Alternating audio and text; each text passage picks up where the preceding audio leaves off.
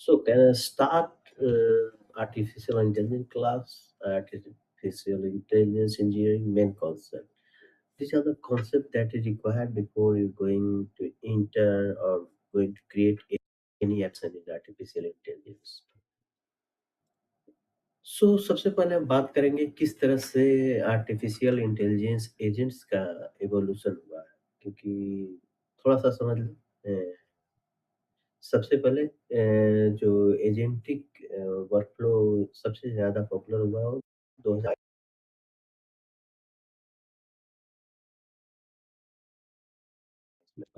उसके बाद 2022 से 2025 तक नोड बेस्ड एआई एजेंट बनाना शुरू हुआ। जिसमें आपको static execution flow, dynamic nodes, LLM reasoning ये सारी चीज़ें काफ़ी पॉपुलर हुई।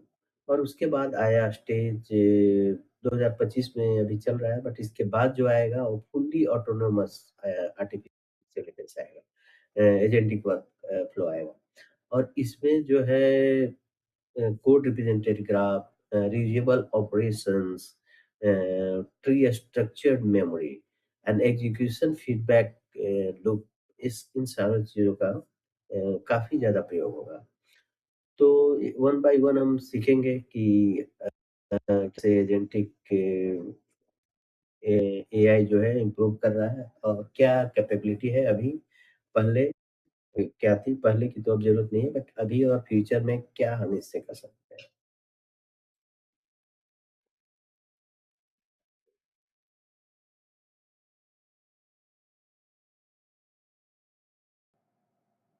अब हम बात करेंगे एजेंट आर्किटेक्चर की, किस तरह से एजेंट एक एआई एजेंट का क्या आर्किटेक्चर होता है। तो इसमें एक मेमोरी होती है जिसमें 2 तरह के मेमोरी होते हैं, एक शॉर्ट टर्म मेमोरी और एक लॉन्ग टर्म मेमोरी। सेकंड इसमें काफ़ी सारे टूल्स यूज़ होते हैं बट एआई एजेंट में जनरली एक टूल यूज़ होता है। और आप एजेंटिक एआई जब बनाते हैं तो उसमें मल्टीपल टूल यूज़ कर सकते हैं। तो एक एआई एजेंट जो होता है पर्टिकुलर सिंगल टास्क के लिए यूज़ होता है। उसके बाद इसमें जो होता है इसकी कैपेबिलिटी होती है, ये प्लानिंग कर सकता है, ये किसी टास्क का रिफ्लेक्शन कर सकता है, ये इसको कई अपने टास्क को सब गोल्स में डिवाइड करके उनको कंप्लीट करता है। फिर इसके बाद जब इसको कैपेबिलिटी मिल जाती है मेमोरी और टूल्स तो ये एंड प्लानिंग ये सारा करने के बाद ये इसके हिसाब से अपना एक्शन डिसाइड करता है कि क्या एक्शन लेना है और फिर उसके बाद अ, इसका टास्क एक सिंगल टास्क जिस टास्क के लिए आपने बनाया है वो कंप्लीट कर लेता है।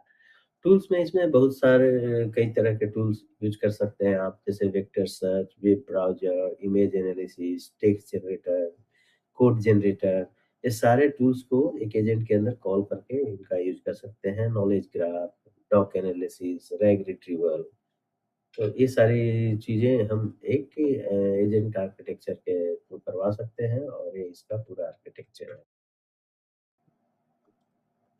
तो what is actually an agentic AI इसके बारे में थोड़ा-सा जान लेते हैं। एजेंटिक एआई एक ऑटोनोमस सिस्टम है, एक एडिटिव सिस्टम भी है। इसका क्या मतलब इसका मतलब ये है कि ये ऑटोनोमसली किसी भी काम को कंप्लीट कर सकता है। इसमें एक कैपेबिलिटी दी जाती है, इस तरह से बनाई जाती है कि ये पूरी तरह से प्लानिंग और एग्जीक्यूशन खुद से कर सके और एक बड़े टास्क को कंप्लीट कर सकता है। तो इसमें बहुत सारे एआई एजेंट्स का यूज़ होता है जो कि हर एक छोटे-छोटे टास्क को कंप्लीट करते हैं और उनका यूज़ करके प्लस कई सारे टूल्स का यूज़ होता है जिसका बारे में हमने पहले चर्चा की। उन सब का यूज़ करके एक बड़े टास्क को कंप्लीट करने की कोशिश करता है। इसके बाद इसके अलावे इसमें जो है जो एलएलएम की कैपेबिलिटी दी जाती है जैसे कि चैट जीपीटी जिस तरह का है, जेमिनी जिस तरह का है, उस तरह की क्षमताएँ इसमें डाली जाती है। उसके बाद कोडिंग के लिए LangChain और अ, इसी तरह से भी और इसमें कोडिंग एजेंट के अलावा रिट्रीवल एजेंट जैसे कि llama index, citation index, IBM B, and analysis agent AutoGen का कॉम्बिनेशन इसमें डाला जाता है। रीजनिंग एजेंट का भी अगर काफ़ी हाई जेनेटिक एआई आप बना रहे हैं तो रीजनिंग एआई का भी एजेंट का भी यूज़ करना पड़ सकता है।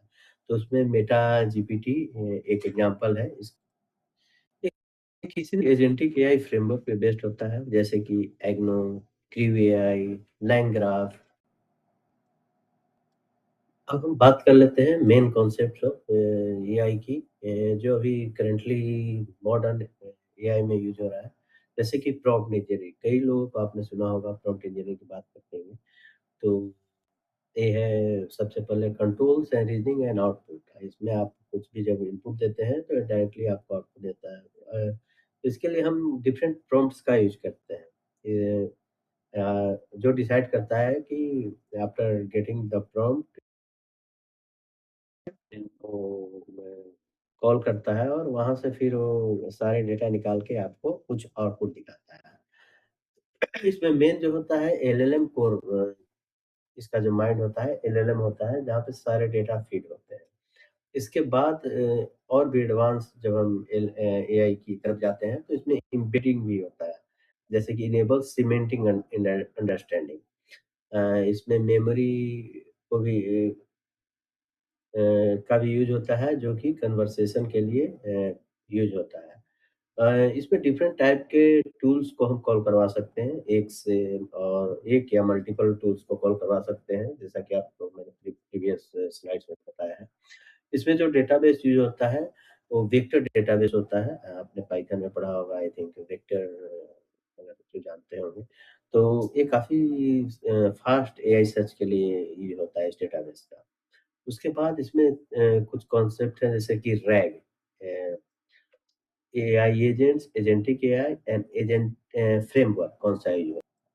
तो जो आपने प्रॉम्प्ट इंजीनियरिंग तो सबको पता होगा ऑलमोस्ट, बट एलएम कोर जो जीपीटी, क्लाउड, जेमिनी, ये जो यूज़ करते हैं आप लोग, वही एलएलएम है। जैसे कि इनके पास काफ़ी ह्यूज डेटाबेस होता है, जो कि एक क्लाउड में स्टोर होता है मोस्टली। इसके बाद जो हमने बात की वेक्टर डेटाबेस की, वो एम्बेड किया जाता है। मेमोरी इनको दिया जाता है, शॉर्ट टर्म और लॉन्ग टर्म 2 तरह की मेमोरी इनको प्रोवाइड यूज़ करते हैं। एंड टूल्स कॉलिंग, तो वेक्टर डेटाबेस, रैक पाइपलाइन और AI agents then agentic AI के रूप में कन्वर्ट होते हैं। एजेंटिक एआई कई सारे एआई एजेंट्स को मिलके बनाए जाते हैं। ये अपना सारे एआई एजेंट्स से कोऑर्डिनेशन करते हैं और प्लानिंग करते हैं। एआई एजेंट डिसीजन ले सकता है, एक्ट कर सकता है, बट एजेंटिक एआई एक हाई लेवल का एआई एजेंट कॉम्बिनेशन है जो मल्टीपल कंप्लीट करने में कैपेबल होता है।